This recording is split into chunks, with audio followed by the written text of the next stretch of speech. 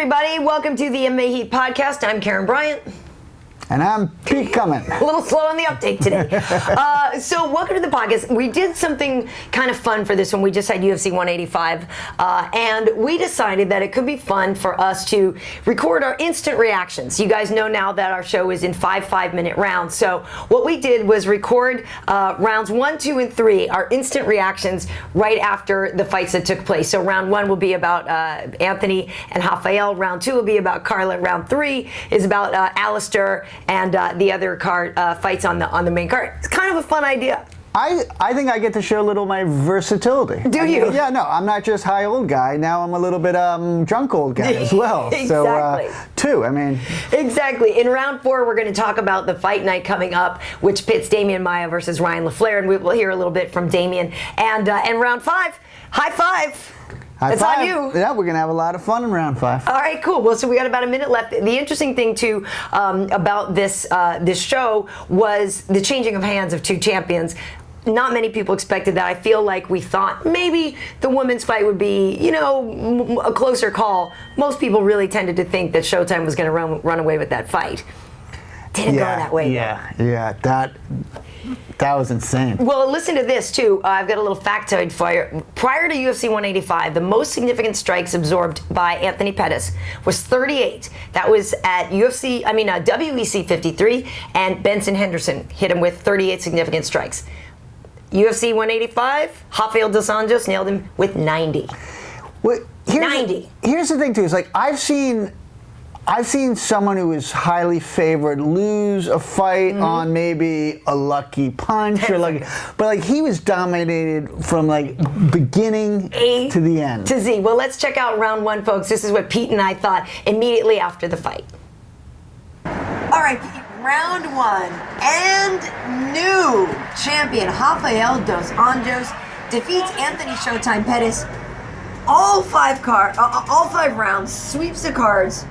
Honestly, I did not expect that. That was so one-sided. First of all 5 fights on the main card were so one-sided. Yeah, they were a little bit leaning toward one person, but here's the thing. We spoke with Rafael dos Anjos before this fight. He was totally comfortable with being the underdog. He knew what his strengths were. We were down at King's MMA as well and saw his training partners, Beneil Dariush, who was also victorious tonight. We saw him train with Fabricio Verdum and Rafael Cordero. But I had faith in Rafael's abilities in the abstract. Put against Showtime Pettis, I went, I don't know, Showtime with that striking, it's so flashy.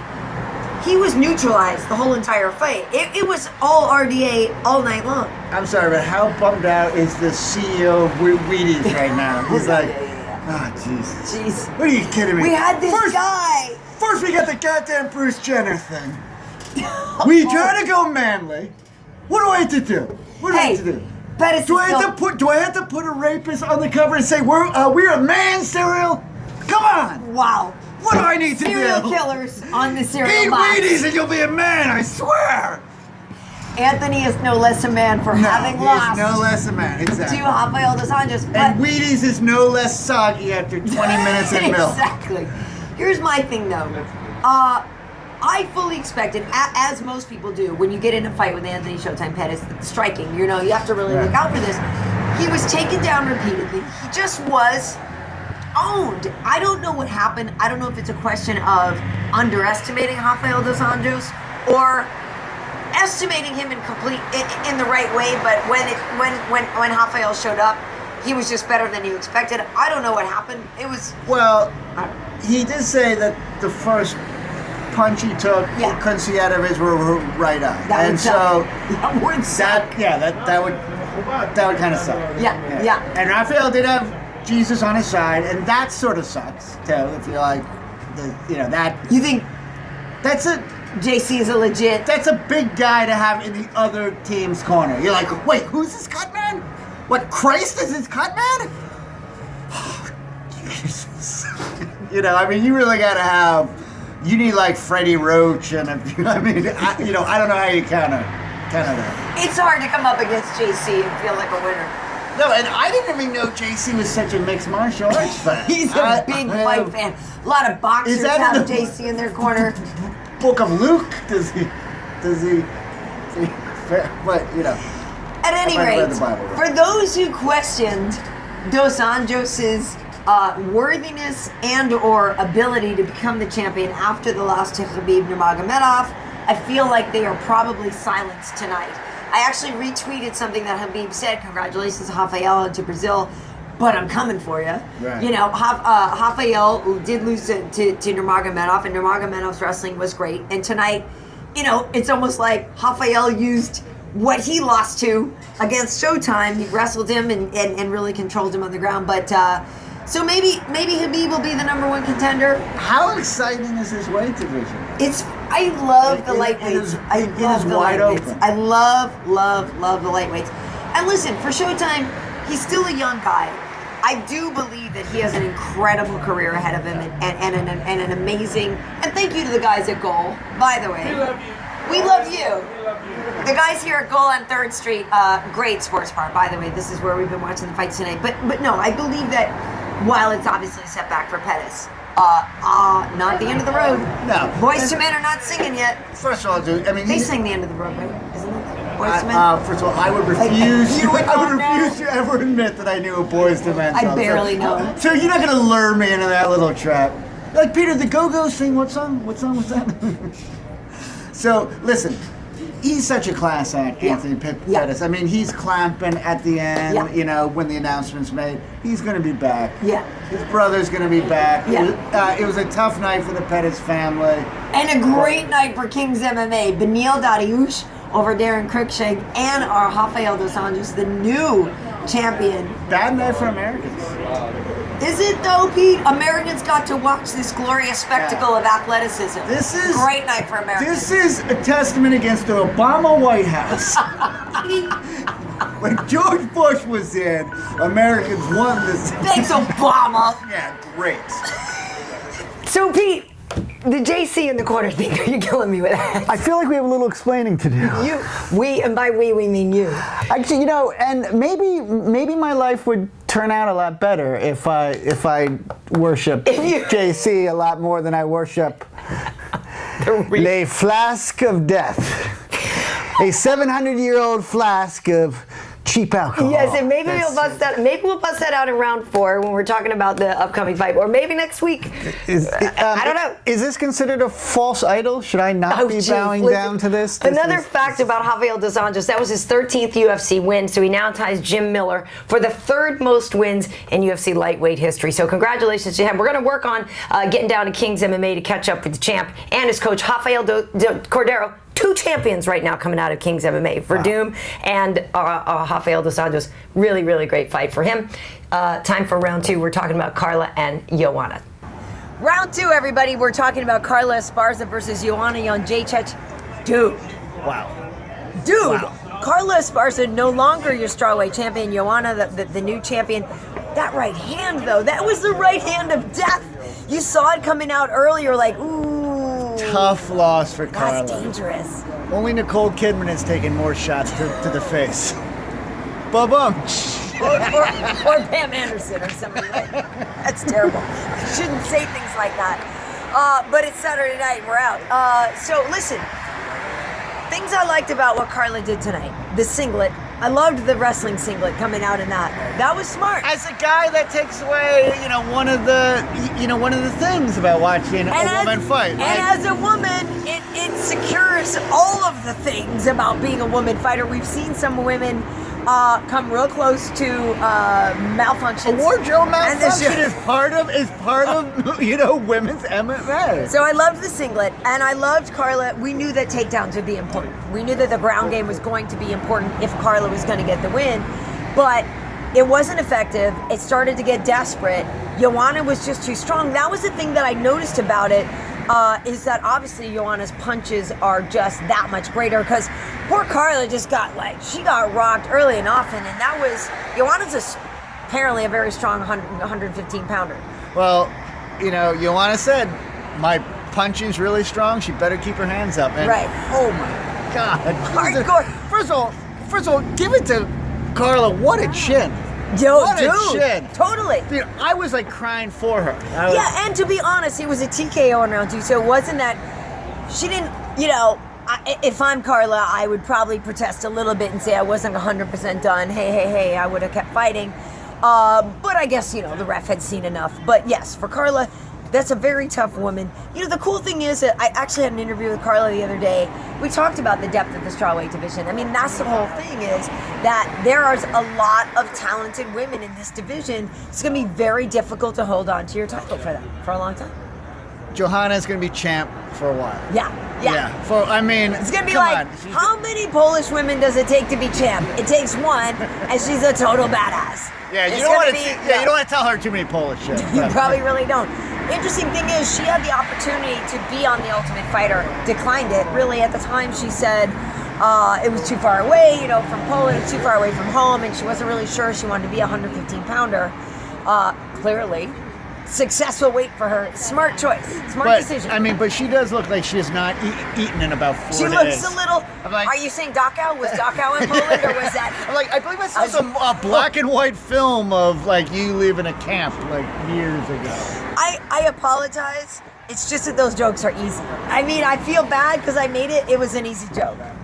But Dachau was in Poland, was it not? Or was it? I think so. I think so. I know. Or is that Krakow? Is it Krakow? For any World War II historians who watch the podcast. I really apologize. Our point is that Joanna is a tough girl, tougher than we are. Tough girl. And, she did look emaciated, and that was, after she put back on the weight. Here's my question for you, Pete. At the weigh-in, Joanna, she loves to badass stare down, and she's all up in Carla's face, and gave her a cookie and everything. Do you think Carla ate the cookie? Because Carla had said before, I'll eat the cookie in victory. And the UFC had actually told Carla, be careful of what you eat. Somebody might give you a cookie laced with whatever, so please don't eat them. But then Joanna said, it's not laced with anything. It's a clean cookie. I just can't believe that this isn't a euphemism for anything. No, it's a cookie. Do you think Carla ate the cookie? I'm like, what do you mean? Do you mean... Oh, you mean eat the cookie? Oh, yeah. Eat. Let me think about that. Wow. Are we really going there? It's Saturday night. You like your top control? You like your...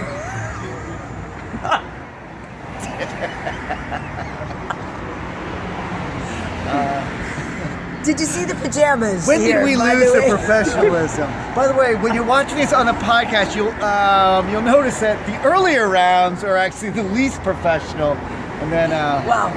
No, listen. Props to Joanna. Great win for her. Are you really going to try to wrap this up? I'm totally trying to pull it together in a professional manner. Anyway. Great win for Joanna. I'm not exactly sure who's next. A very competitive division. Great win for her. Obviously, Carla will learn from this and move forward. Her wrestling is still very dynamic, but she just couldn't take those punches tonight. That's the end of round 3.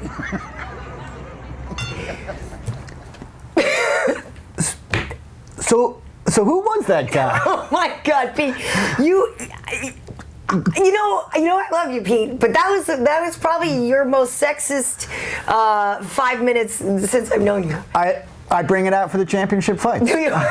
I want you to say that, I step up to the plate, Title fights or tittle fights? That was 5 rounds. That was a 5-round sexism. It was. I believe I probably owe an apology to every female out there. I just want to say that I would never make you eat the cookie. Oh my God. Sorry. Listen, I do think it's going to be interesting to see who they line up next for Joanna. I do think it's going to be that we'll see different champions pretty frequently in there. That being said, Joanna looks so dominant that she's tough. You think she's staying champ for a while? I think she's staying champ for a while. We shall see. Because first of all, too, she's so tall that it's time for round 3. Great takeover defense. You gotta go. It's time for round 3. Right. Great. Okay, folks, this is round 3. Right now, we're going to talk about the first 3 fights on the pay-per-view card. So we just saw Johnny Hendricks. He looked fantastic against Matt Brown. Matt the Immortal, who usually shows up and is ready to take some to give some. Tonight he didn't really give some. It was all Johnny. He looked great. He was in such great shape. And he said that the last fight he wasn't able to get in as good a shape, and I think he sort of proved it tonight. Pretty awesome. He did look awesome, and when he stepped on the scale, and that was the whole thing. I actually had retweeted earlier in the week. because Johnny was saying, hey, I'm already on point. Like, the weight thing has been a struggle for him. Bit of an issue. A retired Johnny Hendricks is going to be He's going to swell. A bearded fat man, actually. So I don't. Sorry, Mrs. Johnny Hendricks, but. I know. The later years, you're not going to be with the same I fella. know. He's going to swell. But that's what we were both saying is so great about Johnny Hendricks is he's one of those guys who so does not look like a professional. Like when you see his profile picture, I'll just go by his profile picture. Like a smiling, happy guy. He's got wild eyes. Right. Though. He's got wild eyes. Like you're smiling, happy, like. But look at the eyes. The eyes will screw you up. Well, and the funny thing about it is, I think I didn't get the right pin. Our timer, it clocked out a little. I want to make sure we get to. So here's the thing about Johnny Hendricks, though. Obviously, we know he's a former welterweight champion. I was there when he was fighting George St. Pierre, and he really stuck it to George. He didn't win it on the cards, but he won it in many people's hearts. I'm a huge Robbie Lawler fan. I think Robbie is a great champion. I feel like, though, the welterweight division is difficult. It's going to be difficult to stay champion a long time. I feel like Johnny is looking very composed and ready. Hendricks, Lawler, 3. Oh, juicy. Okay, we got 3 minutes left. Let's talk about the fight right before this one, Alistair Overeem versus Roy Nelson. Now, going into this fight, this is when I argued both ways. Like, Roy Nelson's got that huge punch, that overhand. He's got a ground game. Unbeknownst to many people, Roy is actually good on the ground. But you just aren't sure sometimes if Roy, what mood he's in, if he's going to show up, whatever. Alistair, people question his chin, but lately he's been fighting smart. Some people say too safely, but fighting smart. And he's been effective against Stefan and Frank Mir. So I wasn't sure if he was going to win. But Alistair... Boom! Knees! First of all, knees all day. When you get out of bed tomorrow morning, I want you to think of Roy Nelson climbing out of bed for the first time. The legs, the soreness, going to the bathroom. First of all, and he's going out to get drunk tonight, so he's going to be hungover too. But listen, how tough is he? He has an anvil hiding under his beard. That big beard, does. Like the UFC needs to lift that thing up and be like, no, we can't. Roy is a tough SOB, and even Dana tonight tweeted, and Dana famously and Roy, they don't necessarily get along, but Dana even was like, listen, you got to hand it to that dude. He's tough. He's like, ringside, you should hear those shots that he took. They were brutal. So good for Alistair. Good win for him. The heavyweight division needs contenders. I still think Kane beats him. I still think, a lot of people have a better time against Alistair, but good win for him. Quickly, we have about 90 seconds. Wait, did you have another? Well, I just want to say, whoever is Roy's conditioning coach, that guy should be ashamed. I think the point is that he doesn't have one. No, he must have some strength and conditioning coach. The Colonel, KFC? Yeah. Or is it seriously, how do you say I'm the guy who's in charge of getting him listen, a Grimace, McDonald's? The problem is, the thing with Roy is he's always been that way, and he has been effective before, and he should be a flyweight, though, seriously. The problem is, I think he's too stubborn for his own good. Right. I'm not going to psychoanalyze the guy, but clearly being in better shape would behoove him.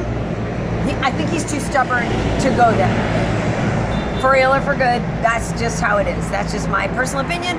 Half a minute left. Let's talk about Henry Cejudo.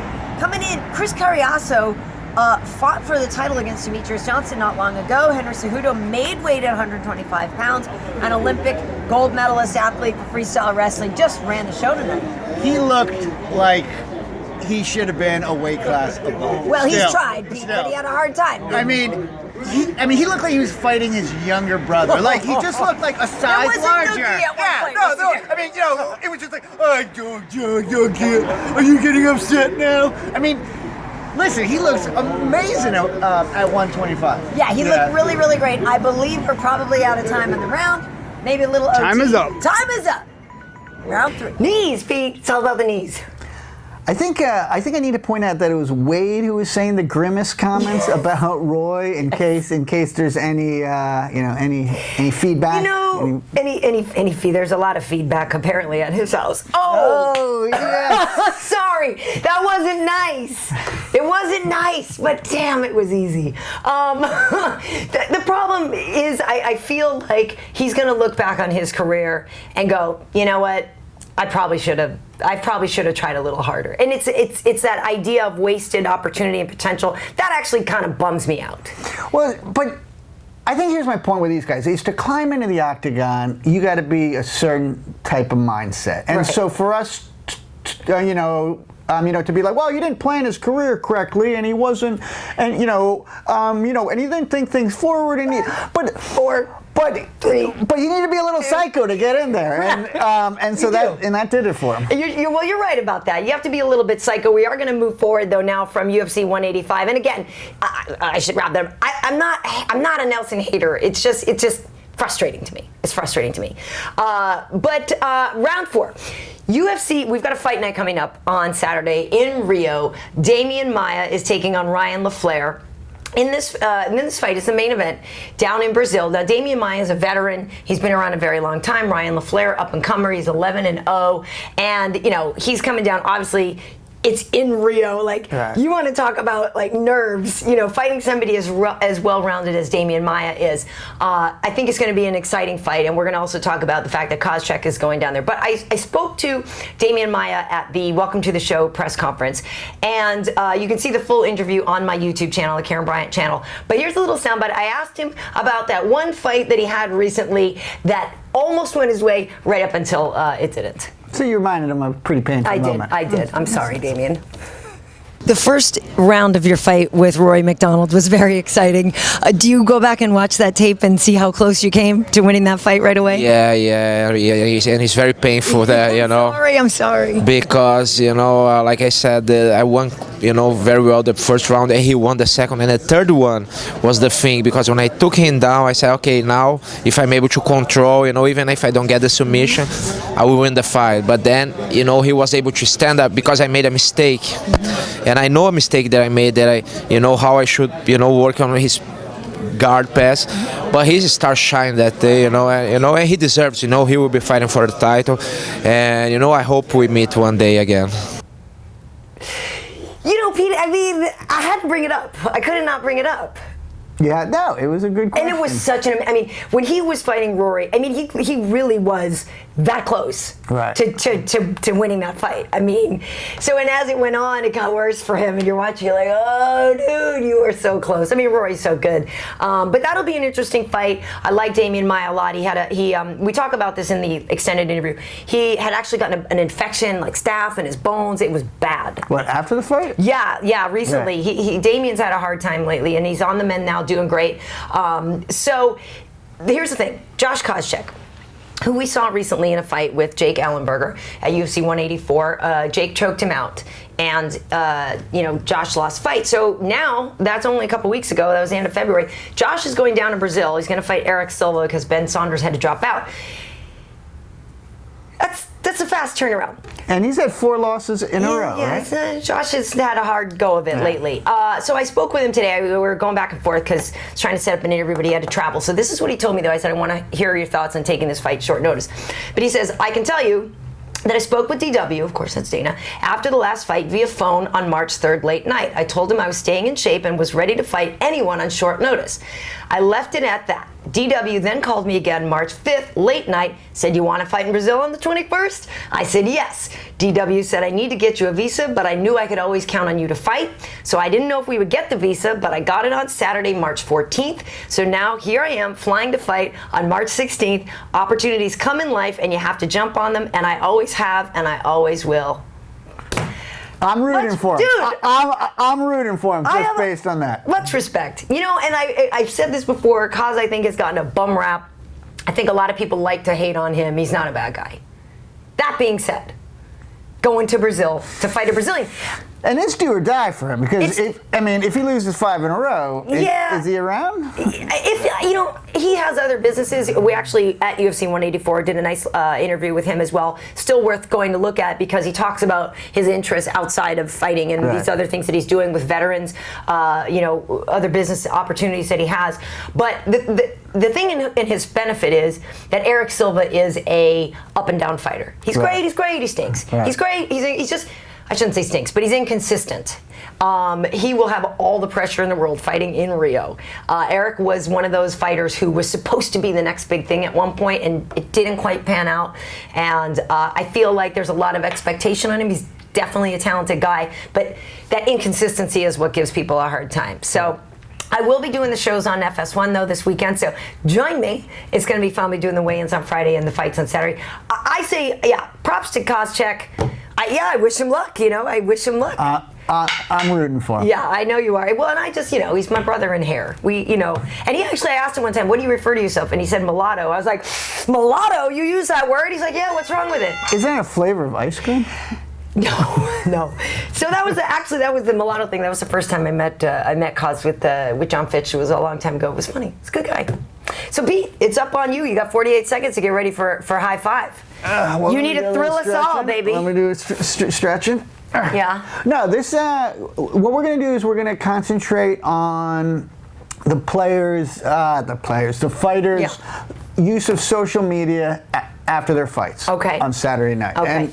And especially for the losing fighters, like these things seem to be really choreographed. All right. This is our. Wait, were you still 20 seconds? Well, yeah, I didn't know you were going in with it. Right? I didn't know what. I was trying to sneak in another minute. I was trying to get high six. Sneaky high, guys. Always. Yeah. No. What? Well, come on, let's make small talk for 7 seconds. Hot day today. Yeah, are you telling me? It was warm all weekend. Yeah, I like it though. Killer. My Jamaican blood really responds to that. Okay. Round 5. So here we go. So after the fights, the fighters take to the social media, and especially for the losing fighters, these seem to be very choreographed tweets and posts. You thank the people around you and your fans, and you assure everyone that this loss will be a benefit in the long term as you come back even stronger. But they just all seem like a little fake. But fortunately, here at the podcast, we have our patented truth-o-meter, which allows us to translate these very choreographed tweets and allow us to really get into the fighter's real thoughts. So, here we go. For example, this is Sergio Pettis' Twitter feed following his loss. Didn't go our way in Dallas, but still want to give a big shout out. Some of the nicest people I've met. Awesome city. Okay, let's do our patented truth-o-meter to find out exactly what was Sergio. Oh yeah. Okay, so this is a more realistic quote that he did after his loss. Fuck, motherfucking rednecks. So that was, our little truth-meter. Okay. All right. So. Okay, and now here's my favorite tweet of the night. Benil. King's MMA. I'm not Twitter savvy, but just want to thank everyone for the love. Glory to God. Okay, I'm not Twitter savvy. Yes, you are. This is the most Twitter savvy tweet I have ever seen. I mean, he's got everything here. He's thanking people. He's got the love. He's got the glory God. He's I'm not Twitter savvy. A little golly gee, what's this technology thing that I'm using perfectly, by the way? Right. No, a guy who's really not Twitter savvy is tweeting something more like this.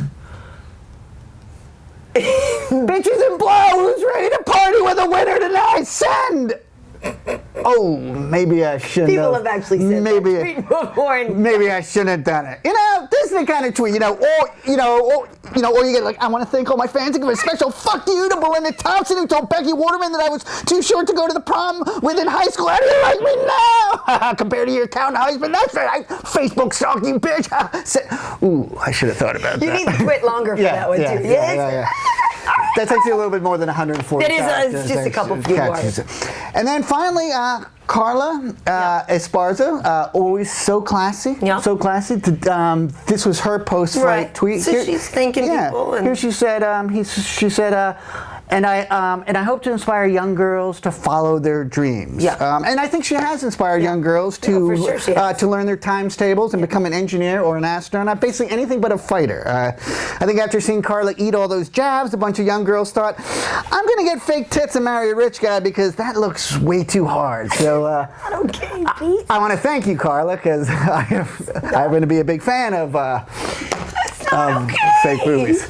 And Carla also actually thanked her manager and then her sponsors. So, here's your thanks to the sponsors. And now I would like to do an impression of Carla's manager's phone handling all the requests for new sponsorship opportunities that she got following Saturday night's fight. Okay, this is my impression. This is my impression, okay? Okay, thank you. That was my impression of Carla's manager's phone handling all the new sponsorship opportunities that she'll get. God, Pete. Then on Sunday, we're just having fun here. Then on Sunday, Carla put up a picture of a steak dinner on Instagram, and Elias Theodoro. He also posted a picture of him eating a big steak. And this brings up an interesting point, and I don't think everyone realizes this. Fighters fight Saturday night, and then on Sunday they usually gorge, which is why Monday is traditionally known as Big Shit Monday, actually. Big Shit Monday. I gotta drop a load like it's a Monday. Fighters say that all the time. So just a little, just a little something. Lastly, a lot of something, apparently, actually.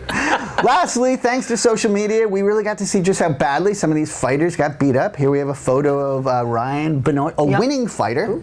I mean, that's a winning fighter. That looks, Now, either Ryan was the ugliest human being to ever walk the face of this earth, or this is definitely a testament to just how tough the UFC and mixed martial arts is. That's a winning fighter. Roger Narvaez put up a picture of his broken arm. Oh, yeah, that was bad. Yeah, and then we have a picture of Larissa Pacheco giving possibly the most unenthusiastic thumbs up in the history of thumbs ups. Yeah, I'm a fighter. Love it. Can't wait to do it again in 6 to 8 weeks, depending on how my rehab goes. Pete, high five. High five. You nailed it. Did you get everything in? No, you know what? I feel like I have to do. We'll give you overtime. The last one. Now the last thing I would like to talk about is really a question for the guys out there, and the question is, how do you know if a woman will keep her looks long term? I mean, sure, she could be cute now, but she could hit 40 and get beaten with the ugly stick. So, one theory states, look at the woman's mother. If her mother is still attractive, then she'll be attractive. Another theory says, look at her first thing in the morning with no makeup. They're all right, but I like to say, look at a woman after she's been punched in the face for 7 to 8 minutes. If her looks hold up, you got a winner. And there she is. Look at this picture of Carla. First of all, forget what I said about sponsors. Sponsors should be calling up Carla. I mean, look at this woman. Look, she's beautiful. She's beautiful. And that's after getting hit, in the face for 7 to 8 minutes. That's pretty good. So listen, I just want to say today's a special day because it marks day one of High Old Guy's creepy old crush on Carla Esparza. There's that. Nice. Congratulations, Carla. She's gonna be thrilled. Your class, tenacity, and general beauty have earned you a creepy old admirer. God, Pete. Thank you for bringing that around, though, because you were a little harsh to Carla in round 2 there. You were a little rough. I was a little rough. I think she's incredibly classy, and I have a crush on her. Yeah, well, she said after the fight, she said, I knew I shouldn't have eaten that cookie. Just kidding, tweeted that.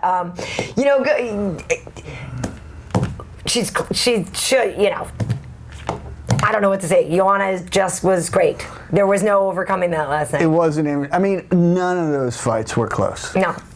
Everybody won decisively. Which one was your sort of most favorite fight, or most, were you most blown away by, or more?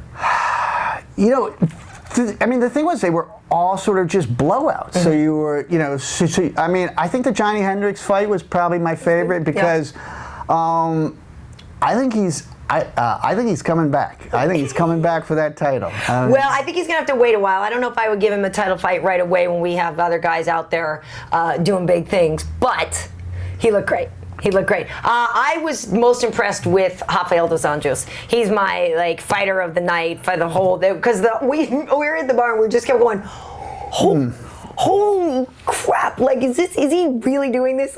You're watching round 1, you're like, all right, cool, great round. He what? Were you talking about a guy who was on sort of the pound for pound list, just getting thoroughly dominated, losing all 5 rounds in all 3 judges' scorecards? Yeah. The entire fight. Like, there wasn't like a lucky, I dropped my hands, or I got caught in a hold. It's like, from beginning to end, I was thoroughly dominated and had absolutely no answers. They call that pwned online. Yeah. Pwned? Pwned. Look it up. So here's the thing. I'm telling you, you'll see. So like I said, we have a full interview, 6 or 7 minutes with Damian Maia. So you can look for that on my YouTube channel. And we also, as I said, I'll be on Fox this weekend doing the weigh-in show and fight night from Brazil. So it's going to be a lot of fun. Sometimes these cards where there's not all big stars on there actually really deliver great fights. And we know that Brazilians always love to impress the home team. So Rio fights, the crowd is always way into it. So that's going to be a lot of fun. What else? And UFC Tonight is back on Wednesday. We've been off for a little bit, so we are back and better than ever, as they say. So it's been good. It's been good. Pete, what do you have going on this week? It's gonna probably hang out with the kids, be at my apartment. If anyone wants to stop by my apartment, not quite as exciting weekend as you, Karyn, but I clean my shower on Sunday, so I don't have to do that this weekend. But Oh my God! Okay, this is pretty much my highlight of the week, Karyn. Listen, I was lonely. Highlight. Lonely. I have a feeling there are more highlights during the week, Pete. Carla, I would make myself a better man for you. Don't, Carla, don't. Pete, where she really needs to be told that. Yeah. Where can people find you, social media-wise? Mindnoogie. Mindnoogie. Mindnoogie. All right. You can find me on Twitter at Karyn Bryant, Karyn Bryant. On Instagram, I'm KB Heat.